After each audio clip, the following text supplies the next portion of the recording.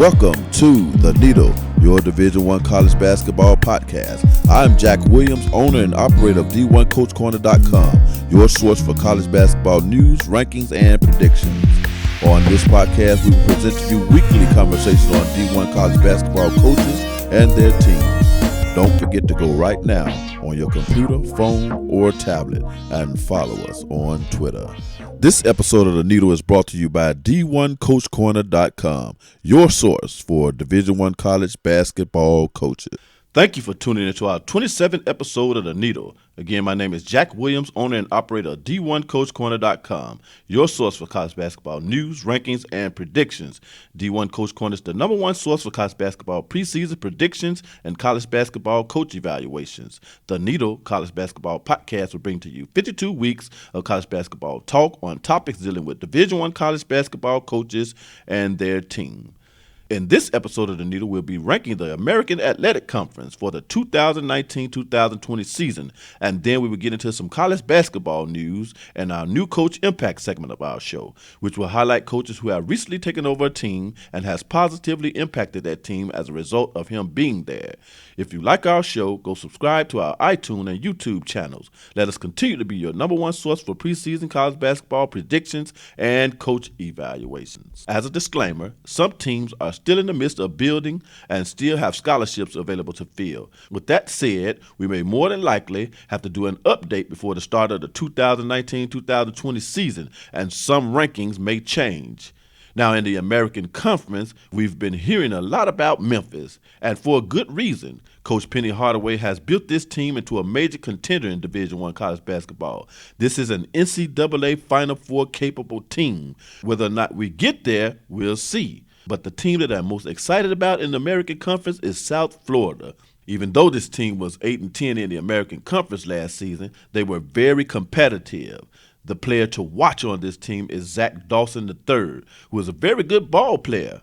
Now, Wichita State should be ready to push their way back up to the top of the American. In addition, Connecticut and Cincinnati are in the mix. The rest of these teams may struggle a little bit to find their way. With that said, this is how we rank the American Conference for the 2019-2020 season. Now, keep in mind that after today, things can change. Some teams still have scholarships left to fill. Cincinnati has 1, Connecticut has 2, now Houston has 2, Memphis has 1, and UCF has 1. With that said, here's our ranking. At number 1, Memphis. Coach Hardaway did an excellent job with recruiting for this upcoming season. This is a team that has the potential to go deep into the postseason. Now, I got to be honest with you. This team could have been a strong Final Four capable team with the addition of Little Rock's graduate transfer Ray-John Tucker. But Tucker decided to keep his name in the NBA draft and forego his last year of eligibility. Memphis could have used the experience. Without him, this team gets younger. However, this is the number one recruiting class in the nation. Hopefully, Coach Hardaway finds a way to manage such a team just like Calipari does. This is a strong roster for Memphis. Coach Hardaway has every position covered.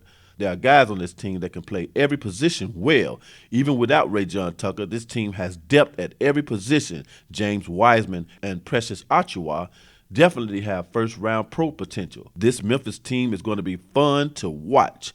Now, my projected starting 5 for this team is Tyler Harris, Lester Quinones, Precious Achiuwa, Isaiah Maurice, and James Wiseman. Coming in at number 2 is South Florida.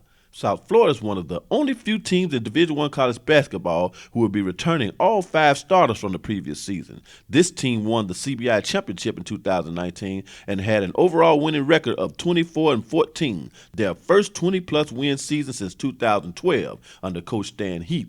South Florida was 8-10 in the American Conference, however, but the record doesn't reflect how well this team played last season.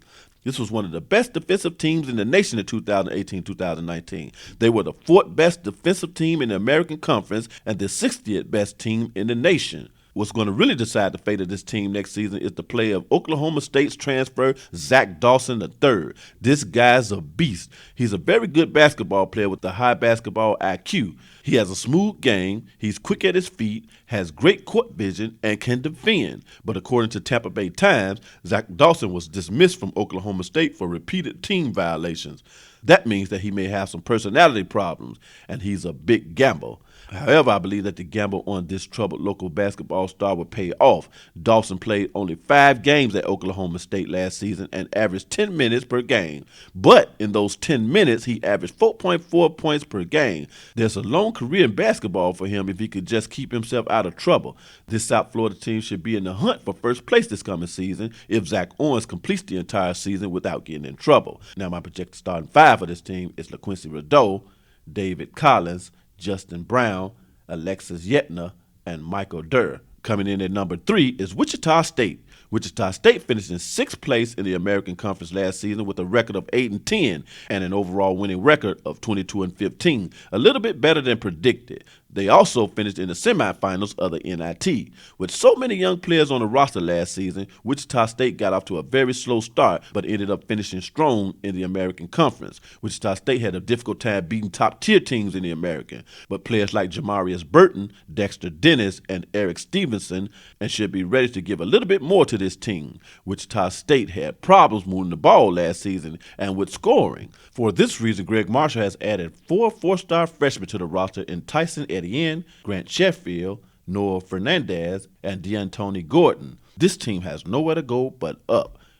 Now, my projected starting 5 for this team is Jamarius Burton, Eric Stevenson, Dexter Dennis, Asborn Midegard, and Jamie Etchenick. Coming in at number 4 is Cincinnati. Cincinnati will start the 2019-2020 season with a new coach in John Brennan. Coach Brennan had a lot of success at Northern Kentucky before leaving to take the job at Cincinnati. I believe that he's going to continue that success in Cincinnati.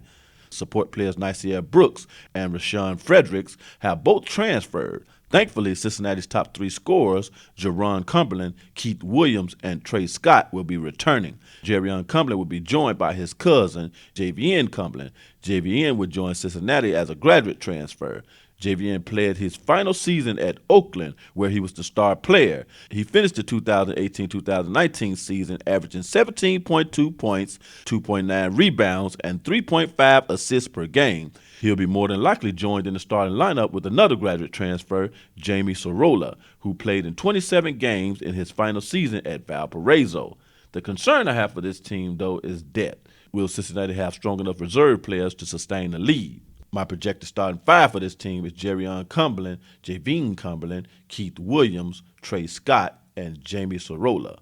Coming in at number 5 is UConn. UConn should have 4 out of 5 starters returning from the 2018-2019 season. If Dan Hurley could get this team to play better defense, they could go far in the American.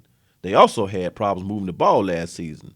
UConn was ranked 11 in the American and 223rd nationally in assists per game last season, and I can't find any evidence showing that ball movement should get better with this team. In other words, there's an appear floor general on this team. The upside to this team is that they have the top 100 freshman in the nation, James Bouknight, and with him on board, scoring should improve greatly. My projected starting 5 for this team is Atrique Gilbert, Christian Vital, James Bouknight, Tyler Polley, and Josh Carlton. Coming in at number 6 is Temple. Temple will start the season with a new coach in Aaron McKee. Temple will get back 3 starters from the 2018-2019 season, which includes their second and third best scorers, Nate Pierre-Louis and Quentin Ross. Temple also has the luxury of adding transfer guard James Scott from Kennesaw State. Scott will fill the void left by graduating senior Shears Austin. Also look for Damian Moore to play a bigger role in the offense to fill the void left open by graduating senior Ernest Afflecoy. This should be a good Tempo team next season. Now my projected starting 5 for this team is Nate Pierre-Louis, Quentin Ross, James Scott, Devondre Perry, and Damian Moore. Coming in at number 7 is Tulsa. Now, I don't think that Coach Frank could afford to go another season without some type of tournament appearance under his belt, even though I like Coach Haight a lot. But this game is about tournament appearances at the end of the day, in particular the NCAA tournament. Unfortunately, this roster looks more like a mid-major roster than a major one. I'm just saying. But moving ahead, Tulsa's going to get back 2 of their top 3 scorers from the 2018-2019 season in Martin Igbanu and Jariah Horn. The question for this team is, have they done enough to fix their ball movement problem? Will Elijah Horn elevate his game enough to become the floor general for this team? And can freshman Isaiah Hill successfully bag him up?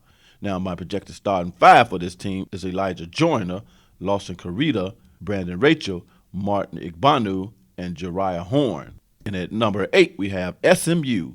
There's an upside for this SMU team for the 2019-2020 season. SMU will have one of the best JUCO players in the country on their roster in Tyson Jolly. He's one of the best all-around JUCO players we've seen in a long time.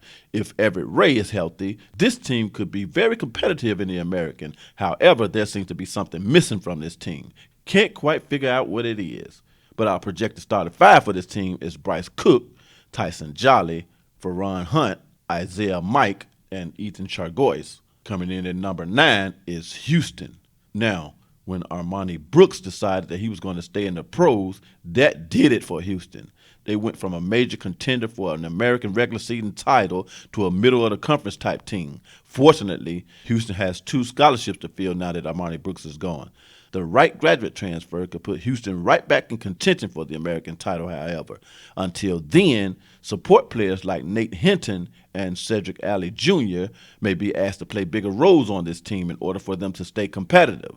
Nate Hinton has the most potential to put up good numbers next season. He played in 37 games last season, averaging 7.2 points, 4.4 rebounds, and 1.2 assists per game. My projected starting five for this team is Dejon Jarreau, Nate Hinton, Justin Gorham, Fabian White Jr., and Cedric Alley Jr. At number 10, we have UCF. UCF will depend heavily on transfers next season. Unfortunately, UCF don't have many top-tier transfers on the roster. Most of these guys were support players at some point or another. UCF had a good season in 2018-2019, but the 2019-2020 season may be a little challenging for this team.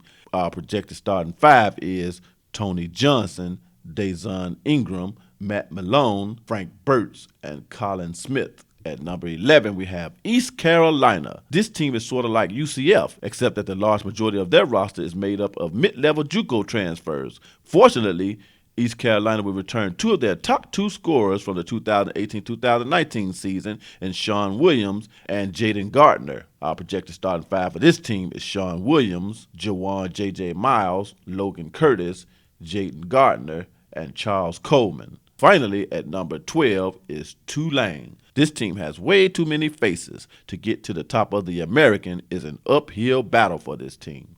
Our projected starting five for this team is Riona Imbo, Kristen Thompson, Kevin Zhang, Noble Days, and Bo Ajang. And so much for that. Now for some college basketball news. Northern Arizona's coach Jack Murphy leads the program to become associate head coach at Arizona. This would probably been the last year with this program anyways for this coach. Coach Murphy had an overall losing record of 78 and 149. The NCAA voted to move the three-point line to the international distance. Officials say that moving the line will create more offensive space by requiring the defense to cover more of the court. Former St. John's coach Phil Martelli, Howard Easley, and Sadie Washington will be joining Michigan staff as assistant coaches. And that concludes the needle moving portion of our show. And now on to our new Impact segment. In this new Impact segment, we will be discussing head coaches who have been coaches of a particular Division I college basketball team for no more than 5 years and who are on the upward trend towards taking this team to another level. This week, New Coach Impact highlights Coach Brian Gregory of South Florida.